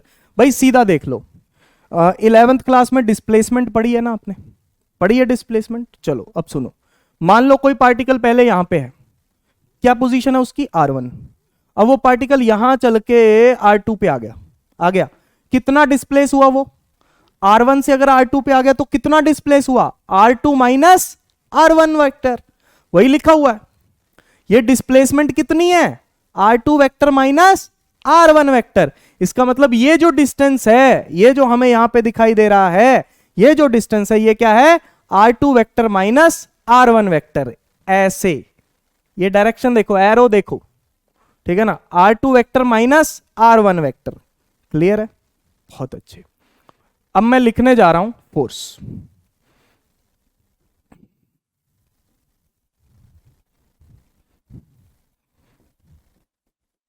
F12 is equals to, sorry F21 लिखते हैं पहले। F21 के Q1 Q2 डिवाइडेड बाय ये डिस्टेंस कितना है? R2 माइनस R1 का मैग्नीट्यूड और उसका स्क्वायर, जैसे यहां पे लिखा था ना R स्क्वायर, ये इसका स्क्वायर है। इनटू, जब वेक्टर फॉर्म में लिखते हैं तो क्या आता है साथ में? Unit vector. क्या आता है साथ में? Unit vector. तो इसके लिए क्या लिखेंगे? R2 unit vector minus R1 unit vector. क्या लिखेंगे भाई? R2 unit vector minus R1 unit vector. मैं दोबारा बता रहा हूं आपको, F21 जब हम लिख रहे हैं तो K Q1 Q2 by distance का स्क्वायर। ये डिस्टेंस कितना है? R2 vector minus R1 vector है, उसका क्या हो गया? स्क्वायर हो गया। साथ में unit vector, unit vector direction वाला। ये कौन सी डायरेक्शन है? ये कौन सी डायरेक्शन है? R2 unit vector minus R1 unit vector. ये कौन सी डायरेक्शन है? R2 unit vector minus R1 unit vector. क्या ये बात क्लियर है? क्लियर है जी। सुनो, अब इसको ऐसे लिख सकते हो, देखना जरा, आपको लिख के दिखा रहा हूं। K Q1 Q2 by R2 minus R1 vector का स्क्वायर, ठीक है ना? Square into R2 minus R1 upon इसका मैग्नीट्यूड। आई होप आपको दिखाई दे रहा होगा, मैंने ज्यादा नीचे नहीं लिखा है, ठीक है ना? हाँ दिखाई दे रहा है आपको। देखो, यूनिट वेक्टर को क्या लिख दिया? Vector divided by magnitude, vector divided by magnitude, vector divided by magnitude. Unit vector को क्या लिखा? वेक्टर डिवाइडेड बाय मैग्नीट्यूड लिख दिया, ठीक है। क्या बन गया ये? अब F21 बन गया K Q1 Q2 bye square, तो पहले से ही था, एक और आ गया, तो ये क्या बन गया? क्यूब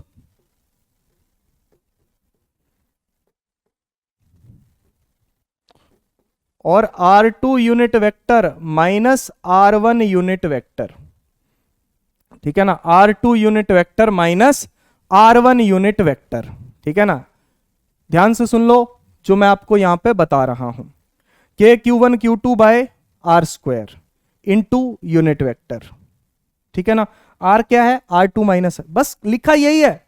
टेंशन मत लो। हे भगवान, कुछ भी टेंशन लेने की जरूरत नहीं है, सब यही लिखा है। बस आर की जगह पे, इस आर की जगह पे क्या लिखा है, R2 माइनस R1, पास। ये देखो ना यार, R2 माइनस R1 लिखा, पास। आर जहां जहां पे भी आया वहां की जगह पे R2 माइनस R1 लिख दिया है। अच्छा, इधर यूनिट वेक्टर थोड़ी आएगा,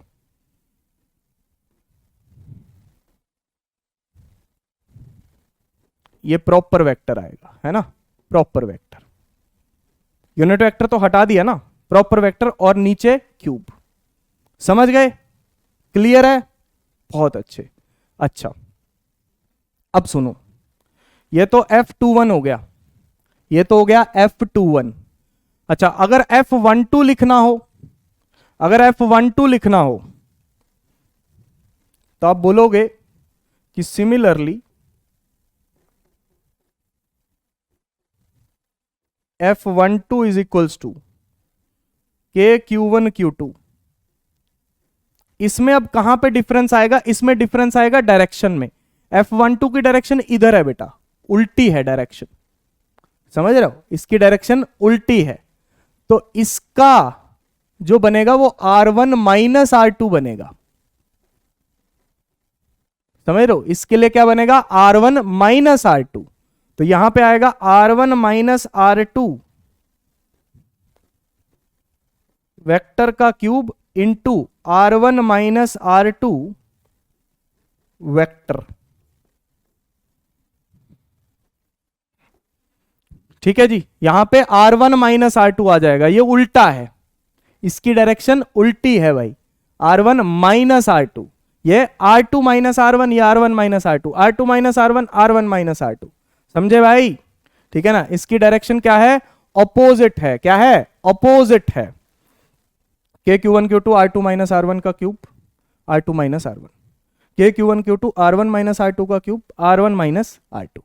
अब सुनो, देखो मैग्नीट्यूड जब भी हम वेक्टर का लिखते हैं, मेरी बात बहुत ध्यान से सुनना, जब भी मैं वेक्टर का मैग्नीट्यूड लिखता हूं तो कोई फर्क नहीं पड़ता कि मैं R2 माइनस R1 लिख रहा हूं या R1 माइनस R2 लिख रहा हूं, वेक्टर का मैग्नीट्यूड हमेशा पॉजिटिव ही होता है। मेरी बात फिर से सुन लो, नीचे जो भी लिखा गया है वो वेक्टर का मैग्नीट्यूड है। मुझे एक बात बताओ, इसको आप R2 माइनस R1 बोलो चाहे R1 माइनस R2 बोलो, लेंथ तो उतनी ही रहेगी। इसकी डायरेक्शन चाहे इधर मानो चाहे इधर मानो, लेंथ तो उतनी ही रहेगी या लेंथ चेंज हो जाएगी, बताओ, उतनी ही रहेगी, लेंथ चेंज नहीं होती। वेक्टर का मैग्नीट्यूड हमेशा हम पॉजिटिव मान के चलते हैं, चाहे आप इसको R2 माइनस R1 लिख लो चाहे R1 माइनस R2 लिख लो, कोई फर्क नहीं है। हां, यहां पे मैग्नीट्यूड नहीं लिखो, यहां पे फर्क है, या R2 माइनस R1 या R1 माइनस R2, इसमें फर्क है, इसमें फर्क है, समझे भाई। लेकिन वेक्टर का मैग्नीट्यूड लिखने में R2 माइनस R1 या R1 माइनस R2 में कोई फर्क नहीं है, रत्ती भर भी फर्क नहीं है। ठीक है जी, इस बात का ख्याल रखें।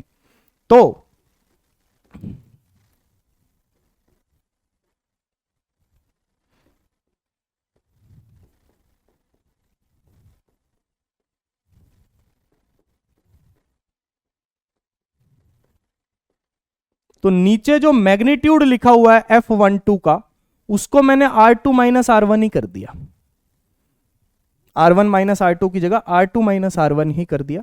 हां, यहां पे यही रहने दिया। समझ में आया, मैं दोबारा समझा देता हूं, ठीक है ना, चीजों को हम थोड़ा सा अब ब्रीफ में देखते हैं, ठीक है ना। मैं क्या बोल रहा हूं भाई, मैं दो वेक्टर्स की बात कर रहा हूं, ठीक है ना, Q1 Q2, एक इसका डिस्टेंस R1, इसका डिस्टेंस R2। ये डायरेक्शन कौन सी है, R2 cap minus R1 cap. ये डायरेक्शन कौन सी है, R1 cap minus R2 cap, ठीक है ना। तो F21 ये हो गया और F12 ये हो गया, ठीक है ना। तो F21 क्या बनेगा,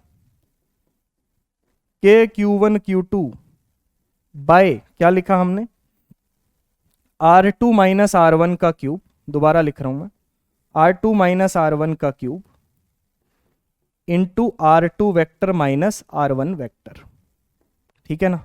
सिमिलरली जब मैं F12 लिख रहा हूं तो KQ1 Q2 by R2 minus R1 का क्यूब, इसमें मैग्नीट्यूड में कोई फर्क नहीं पड़ता कि आप R1 माइनस R2 लिख रहे हो या R2 माइनस R1 लिख रहे हो, लेकिन यहां पे फर्क पड़ता है, तो यहां पे R1 vector minus R2 vector ही लिखा जाएगा, बस यहां पे फर्क है, समझ रहे हो, सिर्फ डायरेक्शन का फर्क है। इसको आप ऐसे लिख सकते हो क्या, देखना जरा, minus KQ1 Q2 upon R2 minus R1 का क्यूब, नीचे मैग्नीट्यूड में तो कोई फर्क नहीं पड़ता, बाहर मैंने लगा दिया माइनस, तो इसको कर दिया उल्टा, बाहर मैंने लगा दिया माइनस और इसको कर दिया उल्टा। क्या बात क्लियर है? क्या यह बात सिर्फ माइनस का फर्क है और कोई फर्क नहीं है?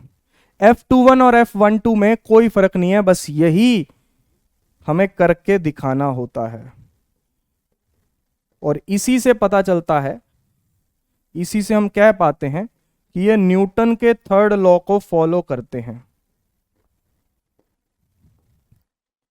Third law of Newton uncle. तो इसी से पता चलता है कि ये न्यूटन अंकल के थर्ड लॉ को फॉलो करते हैं। KQ1 Q2 by are square, साथ में यूनिट वेक्टर, जब यूनिट वेक्टर को वेक्टर में कन्वर्ट करते हैं तो मैग्नीट्यूड में नीचे क्यूब आ जाता है, ठीक है ना, साथ में वेक्टर, नीचे क्यूब साथ में वेक्टर, बस याद क्या रखना है, अरे देखो यार, अगर यूनिट वेक्टर लगा रहे हो तो आर स्क्वायर, अगर वेक्टर लगा रहे हो तो आर क्यूब, ये बात ध्यान है, ठीक है। वेक्टर लगा रहे हो, नीचे cube, R2 minus R1, R2 minus R1 का cube, R1 minus R2, R2 minus R1 का क्यूब, क्योंकि नीचे कोई फर्क नहीं पड़ता, ठीक है ना, R2 माइनस R1 का क्यूब, और यहां पे माइनस बाहर निकाल के इसको भी R2 माइनस R1 कर दिया। तो इसका मतलब F12 और F21 में सिर्फ किसका फर्क है, माइनस का फर्क है। इक्वल एंड ऑपोजिट है, न्यूटन के थर्ड लॉ को फॉलो करते हैं, इक्वल एंड ऑपोजिट है, माइनस के साइन का फर्क है, बाकी कोई फर्क नहीं है। यही प्रूव करता है कूलम्स लॉ को वेक्टर फॉर्म में। क्लियर? ठीक है जी, ये चीज पूरे अच्छे से आपको समझ में आ जानी चाहिए, ठीक है ना, ये चीज आपको करके दिखानी है, या आपको ध्यान देना है, इस चीज पे ध्यान रहेगा, बिल्कुल रहेगा जी। तो आई होप ये चीज आपको क्लियर हो गई होगी। अब समय आ चुका है पानी पीने का, पानी पी लेते हैं यार।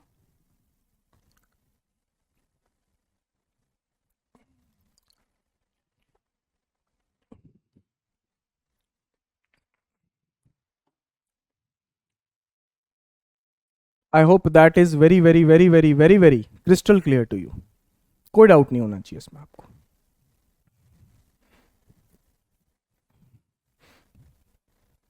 क्लियर? एक सवाल कर लेते हैं इस पे, एक सवाल कर लेते हैं।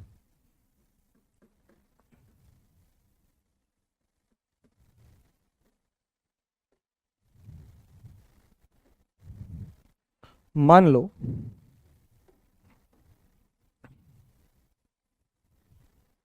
यहां पे ओरिजिन पे एक चार्ज रखा हुआ है Q1 0,0 पे, और दूसरा चार्ज रखा हुआ है Q2 और इसके कोऑर्डिनेट हैं A, B, इसके कोऑर्डिनेट हैं A, B, ठीक है जी, ओके।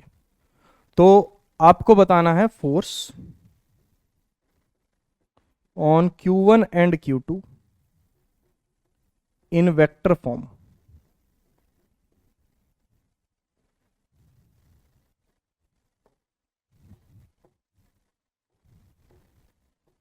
Q1 और Q2 में वेक्टर फॉर्म में फोर्स बताना है, ठीक है ना, बहुत आसान है, वेरी क्लियर है, पहले से ही क्लियर है, ज्यादा कोई दिक्कत वाली बात ही नहीं है। सुनो, इस पे ऐसे लगेगा, इस पे ऐसे लगेगा, एक निकाल लेंगे तो दूसरा उसका ऑपोजिट ही होगा, ये होगा F21 और ये होगा F12, ठीक है ना, सही है जी, ओके। ध्यान से सुनो, ये वेक्टर क्या होगा, इधर वाला वेक्टर ये क्या होगा, ये क्या है ए बी, ये क्या है 0 0। वेक्टर को, किसी भी वेक्टर को लिखने का तरीका मैं आपको बताता हूं। सपोज करो ये कोऑर्डिनेट 1,2 है मान लो, और ये कोऑर्डिनेट है 3,5, ठीक है ना। वेक्टर को कैसे लिखते हैं वो सुनो। तो इसको लिखने का तरीका होता है, फाइनल में से इनिशियल माइनस कर दो, फाइनल में से इनिशियल माइनस कर दो। एक्स कोऑर्डिनेट देखो 1 से कहां जा रहा है 3, 1 से कहां जा रहा है 3, कौन सा कोऑर्डिनेट एक्स कोऑर्डिनेट, तो 3 - 1 आई कैप, फिर यहां से 2 से 5, तो 5 - 2 जे कैप, 5 - 2 जे कैप, 3 - 1 आई कैप, 5 - 2 जे कैप। समझ गए, तो ये बन जाएगा 2 आई कैप प्लस 3 जे कैप। ये वेक्टर लिखने का तरीका होता है, ये वेक्टर लिखने का तरीका होता है। फाइनल में से इनिशियल माइनस कर दो। अब फाइनल ये है, एक्स कोऑर्डिनेट देखो ए और ये 0, ए में से 0 गया, ये वेक्टर क्या होगा ए -0 आई कैप प्लस, थोड़ा छोटा लिखते हैं ताकि हम वहां पे लिख पाए, तो a -0 I cap plus b -0 J cap, ठीक है ना।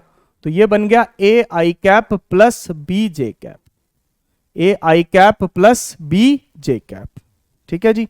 ये हमारे पास यहां पे बन गया a I cap b J cap. इसका मैग्नीट्यूड, मैग्नीट्यूड कितना है भाई, √a² प्लस b², ठीक है ना। यानी कि इसको बोल सकते हो a² प्लस b² की पावर हाफ, यही है इसका magnitude. a² plus b², vector देखो ना, a² प्लस b² उसका √, a² प्लस b² की पावर हाफ, ऐसा बोल सकते हो। ये इसका क्या है मैग्नीट्यूड है, समझ गए, ओके। तो कैसे लिखेंगे देख लो अब, F12 F21, F21 लिखते हैं पहले, KQ1 Q2 बाय डिस्टेंस का क्या लिखते हैं क्यूब, डिस्टेंस का क्या लिखते हैं क्यूब, ये डिस्टेंस है, ये आर है, ये आर है, आर का क्या होगा क्यूब, a² प्लस b², ऐसा लिखते हैं। मैं पूरा लिख देता हूं पहले, r² into R vector, r³ into R vector, ठीक है ना, r³ इंटू आर वेक्टर। तो ये बन गया KQ1 Q2 r³ यानी कि a² प्लस b² की पावर 3/2 इंटू आर वेक्टर, ये आर वेक्टर है भाई, ये आर वेक्टर है, इसको बोल देता हूं मैं आर वेक्टर, ठीक है ना। तो ये क्या बन गया a I cap plus b J cap, समझे भाई, ये आंसर है आपका, ये F21, this is F21। Sir F12 कुछ नहीं करना, इसी का ऑपोजिट है, इसकी डायरेक्शन इधर है, ठीक है ना। F12 तो माइनस लगा दो बस,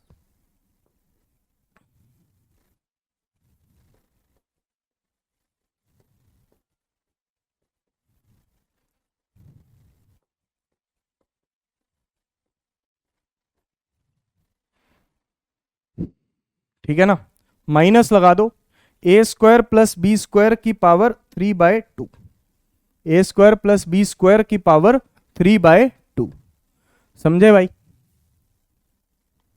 ठीक है। तो आप इसको देखो, यहां पे ध्यान से समझो परखो, है ना, दिक्कत नहीं होनी चाहिए, और ना ही अपने दिमाग में दिक्कत क्रिएट करो भाई, ठीक है ना, दिक्कत क्रिएट भी नहीं करनी है। बहुत सिंपल शब्दों में मैं आपको समझा रहा हूं, कुछ नहीं करना होता। आपको जब भी वेक्टर फॉर्म लिखनी है, अगर यूनिट वेक्टर लिख रहे हो तो नीचे आर स्क्वायर लिख दो, अगर वेक्टर लिख रहे हो तो नीचे आर क्यूब लिख दो।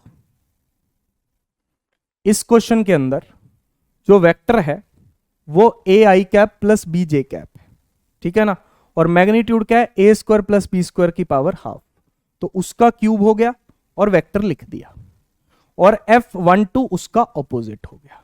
क्या समझ में आ गया? क्या हमेशा समझ में आता रहेगा?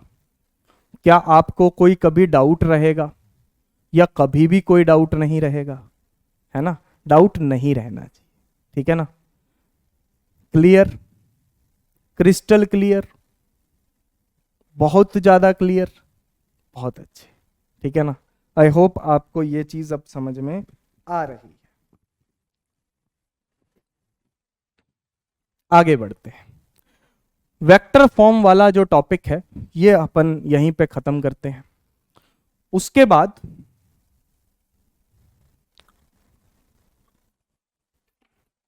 इलेक्ट्रिक फील्ड पे तो हम नेक्स्ट लेक्चर पे ही बढ़ पाएंगे, ठीक है ना, इलेक्ट्रिक फील्ड पे तो नेक्स्ट लेक्चर में ही बढ़ पाएंगे। अभी हमें पेंडुलम के कुछ कंसेप्ट करने हैं। सर ये पेंडुलम मतलब, सुनो,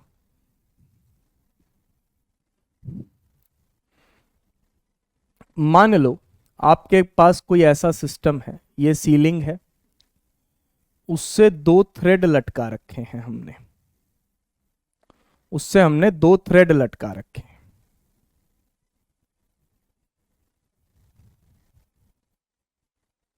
ठीक है जी, दो थ्रेड हमने उससे लटका रखे हैं, इक्वल लेंथ के थ्रेड्स हैं। आपको मैं यहां पे लिख देता हूं, two charges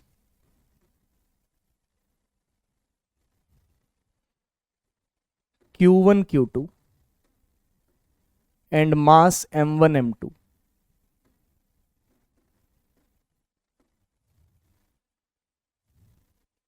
are hanged by threads of equal length, threads of equal length।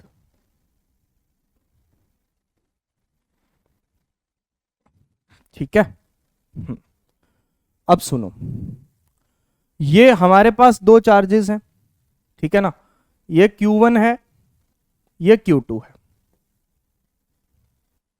दोनों के बीच कोई ना कोई डिस्टेंस है, दोनों के बीच कोई ना कोई डिस्टेंस है, कोई ना कोई डिस्टेंस होगा। ये दोनों चार्जेस एक दूसरे को रिपेल करेंगे, करेंगे ना, ये दोनों चार्जेस एक दूसरे को रिपेल करेंगे, ठीक है ना, प्लस ग्रेविटी इन्हें नीचे खींचेगी, इसका मास m1 है, इसका मास m2 है, ठीक है ना, ग्रेविटी इन्हें नीचे खींचेगी क्योंकि इस पे ग्रेविटी ऐसे लगेगी m1g, ठीक है ना, और इस पे ग्रेविटी ऐसे लगेगी m2g, m1g और m2g, ठीक है जी, हाँ जी, एक m1g और एक m2g, ठीक है ना, इस पे ग्रेविटी ऐसे और इस पे ग्रेविटी ऐसे, क्लियर है, ओके। ये दोनों चार्जेस एक दूसरे को रिपेल करेंगे, करेंगे भाई, ये दोनों चार्जेस एक दूसरे को रिपेल करेंगे, ठीक है ना, ये दोनों चार्जेस एक दूसरे को रिपेल करेंगे भाई, रिपेल करेंगे, Q1 Q2 एक दूसरे को क्या करेंगे, रिपेल करेंगे, करेंगे, बिल्कुल करेंगे, दूर दूर लेके इन दोनों के बीच में इलेक्ट्रोस्टैटिक फोर्स लगेगा, Fe, इन दोनों के बीच में इलेक्ट्रोस्टैटिक फोर्स लगेगा, एक दूसरे को रिपेल करेंगे, ठीक है ना, एक दूसरे को क्या करेंगे, रिपेल करेंगे, ये ऐसे ऐसे बराबर फोर्स लगेगा भाई, इक्वल एंड ऑपोजिट अभी तो प्रूव करके हटे हैं, इक्वल एंड ऑपोजिट होते हैं दोनों फोर्सेस, ठीक है ना, Fe न्यूटन के थर्ड लॉ को फॉलो करते हैं, Fe m1g m2g, ठीक है जी, ओके जी। अब सुनो, अब सुन लो इधर, ठीक है ना, कि यहां पे अपने पास क्या चीजें हैं, ग्रेविटी है, इलेक्ट्रोस्टैटिक फोर्स है, इलेक्ट्रोस्टैटिक फोर्स की वजह से इलेक्ट्रोस्टैटिक फोर्स की वजह से, ठीक है ना, ये इस तरीके से बन रही हैं चीजें, ठीक है ना, इलेक्ट्रोस्टैटिक फोर्स की वजह से ये इस तरीके से हमें यहां पे शो हो रहा है। This has been shown due to the electrostatic force, कि ये एक दूसरे को रिपेल कर रहे हैं, ठीक है ना, एक दूसरे को इलेक्ट्रोस्टैटिक फोर्स की वजह से रिपेल कर रहे हैं, ठीक है ना। एक का मास m1 है और एक का मास क्या है, m2 है। क्लियर है, बहुत क्लियर होना चाहिए, कोई दिक्कत नहीं होनी चाहिए आपको, ठीक है ना। मास m1 m2 आप ले सकते हो, इस तरीके से हमने यहां पे बनाया। अच्छा, एक और फोर्स यहां पे लग रहा होगा। अब इस टेंशन फोर्स को हम कैसे दिखाएंगे भाई, वो देखो जरा, ठीक है ना। इस टेंशन फोर्स को हम कैसे दिखाएंगे, ये देखो, इस पे टेंशन T1, इस पे टेंशन T1 दिख रही है आपको, ठीक है ना, और इस पे टेंशन T2, ठीक है ना। एक में टेंशन हमने T1 दिखा दी और एक में टेंशन हमने दिखा दी T2, ठीक है ना। एक में टेंशन T1 और एक में टेंशन T2 दिखा दी, ठीक है ना। एंगल आप मान सकते हो, इधर का एंगल आप θ1 मान सकते हो, इधर का एंगल आप θ2 मान सकते हो भाई। एक तरफ का एंगल θ1 मान लिया और एक तरफ का एंगल θ2 मान लिया, ठीक है ना। θ1 एंड θ2, टेंशन T1 और टेंशन T2, ठीक है ना। ग्रेविटी इन्हें नीचे खींच रही है, ग्रेविटी इन्हें नीचे खींच रही है, इलेक्ट्रोस्टैटिक फोर्स ऊपर खींचने की कोशिश कर रहा है। बीच में बैलेंस बन रहा है, बीच में क्या बन रहा है, बैलेंस बन रहा है भाई, बीच में क्या बन रहा है, बैलेंस बन रहा है, ठीक है ना। ग्रेविटी नीचे खींच रही है, इलेक्ट्रोस्टैटिक फोर्स इन्हें दूर दूर खींच रहा है, खींच रहा है। मानते हो इस बात को, बिल्कुल मान रहे हैं, ठीक है ना। अब सुनो, तो T1 और T2, अब मैं यहां पे फोर्सेस बैलेंस करके आपको दिखाऊंगा। इलेक्ट्रोस्टैटिक फोर्स दोनों पे बराबर लग रहा है, मान लो इनके बीच का डिस्टेंस r है, ठीक है ना। तो इलेक्ट्रोस्टैटिक फोर्स दोनों पे कितना लग रहा है, KQ1 Q2 पाई r², ठीक है ना, उसमें कोई फर्क नहीं है, ठीक है ना। दोनों पे इलेक्ट्रोस्टैटिक फोर्स क्या लग रहा है, बराबर लग रहा है। Tension T1 T2, angle θ1 θ2, gravity m1g और m2g, मान लिया, ठीक है। अच्छा, अब किसी एक की डायग्राम मैं यहां पे आपको दिखा देता हूं, दोनों की दिखाने की जरूरत नहीं है फालतू में। ये देखो जरा, इधर देखो, ये ऐसे फोर्स लगा, ये एंगल θ1 है, ये एंगल θ1 है, ठीक है ना। तो ये एंगल भी θ1 है, ठीक है ना। ये टेंशन जो है, दिस टेंशन इज T1, तो ये होगा T1 cos θ1, ठीक है जी। ये कंपोनेंट होगा T1 sin θ1, ये मानते हो, दो कंपोनेंट हो गए, इधर वाला कॉस इधर वाला साइन। ये इस पे बात कर रहा हूं मैं, इस पे, ठीक है ना। इलेक्ट्रोस्टैटिक फोर्स इधर लग रहा है और नीचे लग रहा है m1g, नीचे लग रहा है m1g। इसका मतलब यह हुआ, इसका मतलब यह हुआ कि भैया T1 cos θ1 किसको बैलेंस कर रहा है, m1g को। ध्यान से सुनो, T1 cos θ1 किसको बैलेंस कर रहा है, m1g को। और T1 sin θ1 किसको बैलेंस कर रहा है, इलेक्ट्रोस्टैटिक फोर्स को। T1 sin θ1 किसको बैलेंस कर रहा है, इलेक्ट्रोस्टैटिक फोर्स को। T1 cos θ1 किसको बैलेंस कर रहा है, ग्रेविटी को। दोनों को कर दो डिवाइड, दोनों को कर दो डिवाइड, दोनों को डिवाइड कर दो भाई।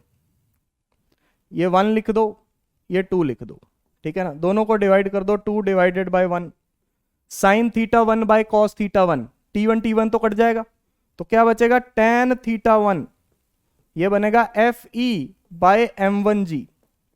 क्या बनेगा, FE बाय m1g। tan θ1 क्या बनेगा, FE by m1g, FE by m1g। Similarly, अब दूसरी, सर आपने दूसरी वाली डायग्राम क्यों नहीं बनाई, क्योंकि जरूरत नहीं है बेटा।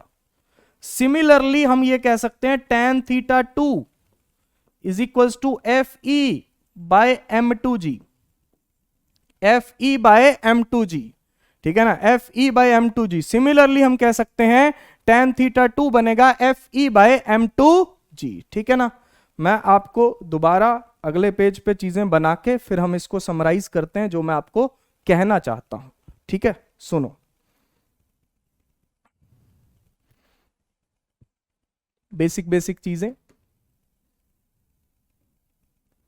ठीक है ना, चार्ज Q1 मास M1, चार्ज Q2 मास M2, tension T2, tension T1, ठीक है ना, M2G और इधर M1G, ठीक है, ओके। तो इधर इलेक्ट्रोस्टैटिक फोर्स और इधर भी इलेक्ट्रोस्टैटिक फोर्स, ठीक है ना। ये एंगल θ1, ये एंगल θ2, समझे भाई। क्या किया मैंने, T1 का एक कंपोनेंट ग्रेविटी को बैलेंस कर रहा है, एक कंपोनेंट इलेक्ट्रोस्टैटिक फोर्स को बैलेंस कर रहा है, इक्वेशन बनाई, आंसर आ गया। tan θ1 कितना आया, tan θ1 हमारे पास आया Fe/m1g। सिमिलरली tan θ2 हमारे पास कितना आ जाएगा, Fe/m2g, ठीक है ना। इसको इक्वेशन नंबर ए कह दो, इसको बी कह दो। अब ऐसा करो, ए को बी से डिवाइड कर दो। अगर तो कई बार तो आपसे एंगल ही पूछ लेंगे, कई बार तो आपसे एंगल ही पूछ लेंगे, तो एंगल बता देना कि सर ये एंगल ये है, ये एंगल ये है। फिर tan θ1 बाई tan θ2, हाँ बोर्ड वगैरह में नहीं पूछेंगे बेटा, बोर्ड वगैरह में ये पेंडुलम वगैरह का टॉपिक आपसे नहीं पूछेंगे, ठीक है ना। बहुत कम चांसेस हैं कि आपसे ये पेंडुलम वगैरह का टॉपिक आपसे बोर्ड में पूछे। तो tan θ1 बाई tan θ2 क्या बनेगा, Fe कट जाएगा, इधर देखो Fe/m1g और यहां पे बनेगा Fe/m2g, ठीक है ना। Fe कट जाएगा भाई, G से G भी कटेगा, Fe कट गया, G से G कट गया, ये M2 ऊपर चला जाएगा और M1 नीचे रह जाएगा, यानी कि ये tan θ1 बाय tan θ2 का जो रेशो होगा वो होगा M2/M1, ठीक है ना। वो रेशो क्या होगा, M2/M1, वो रेशो हमारे पास M2/M1 आ जाएगा। क्लियर है। हो सकता है क्वेश्चन में मास भी बराबर हो जाए, अगर मास बराबर हो गए तो tan θ1 बाई tan θ2 किसके बराबर हो जाएगा, 1। तो अगर ये दोनों बराबर हो गए तो क्या ये दोनों बराबर हो जाएंगे, बिल्कुल बराबर हो जाएंगे। तो देन tan θ1 और tan θ2 भी बराबर हो जाएंगे, यानी कि θ1 और θ2 भी बराबर हो जाएंगे। कहने का मतलब ये होगा कि भैया अगर ये मास बराबर हो गए, अगर ये मास बराबर हो गए तो θ1 θ2 भी बराबर हो जाएंगे, इवन टेंशन भी बराबर हो जाएगी, सब कुछ बराबर हो जाएगा, ठीक है ना। दोनों साइड सब कुछ बराबर हो जाएगा भाई, ठीक है ना। अगर मास बराबर हो गए, चार्ज तो अलग अलग ही है, चार्ज तो अलग अलग ही है बेटा, चार्ज की वजह से कोई फर्क नहीं पड़ रहा, चार्ज की वजह से तो इलेक्ट्रोस्टैटिक फोर्स तो दोनों पे बराबर लग रहा है, Q1Q2/r² लग रहा है, ठीक है ना। लेकिन मास के अलग अलग होने से फर्क पड़ रहा है, मास के अलग अलग होने से एंगल अलग अलग हो रहा है। मास अगर सेम हो जाए तो ये एंगल भी सेम हो जाएंगे, टेंशन भी सेम हो जाएगी, सब कुछ सेम हो जाएगा, समझ पा रहे हो। यानी कि अगर यहां पे मास भी हमारे पास दोनों m हो गए तो भैया ये दोनों एंगल भी बीच के थीटा थीटा हो जाएंगे, और इसमें जो टेंशन होगी वो भी T और T आप बोल सकते हो, समझ गए, ठीक है ना। टेंशन भी ऑल्सो मैं लिख देता हूं यहां पे, टेंशन भी सेम हो जाएगी, क्योंकि सब कुछ ही सेम हो जाएगा भाई मेरे, सब कुछ ही सेम हो जाएगा, है ना।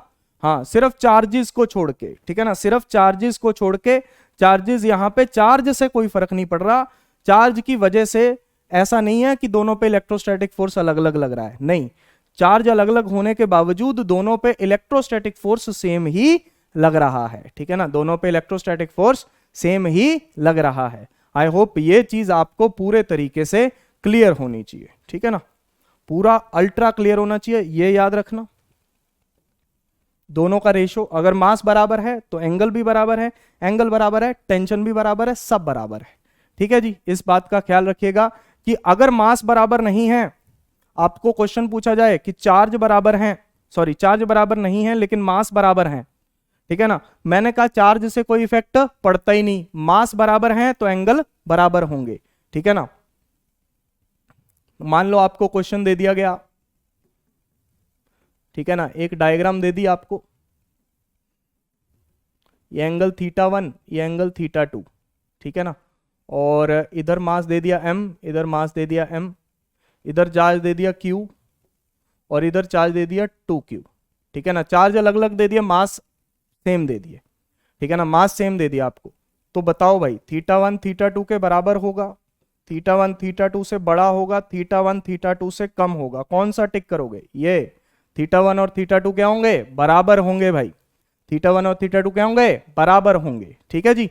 मास अगर बराबर हैं तो θ1 और θ2 आपके बराबर ही आएंगे, समझे? बहुत अच्छे। ये होमवर्क है, पेंडुलम के ऊपर ही होमवर्क है, अगली बार इस सवाल को डिस्कस करेंगे। इससे नेक्स्ट टॉपिक हमारा इलेक्ट्रिक फील्ड है, जो हम अगली बार शुरुआत करेंगे, ठीक है ना। इस होमवर्क के क्वेश्चन को डिस्कस करके हम इलेक्ट्रिक फील्ड की शुरुआत करेंगे। तो आज के लिए भैया जी इतना ही है, इतना ही है, धन्यवाद, ठीक है ना। आप सभी का बहुत बहुत शुक्रिया इस लेक्चर को देखने के लिए और हमारे साथ बने रहने के लिए। जिंदा रहिएगा, सवाल करते रहिए, ठीक है ना। प्रैक्टिस शीट आज आपको मिल जाएगी और उसके सवालों को सॉल्व कीजिए और मजे कीजिए। तब तक के लिए bye bye, bye bye, bye bye, bye bye, take care.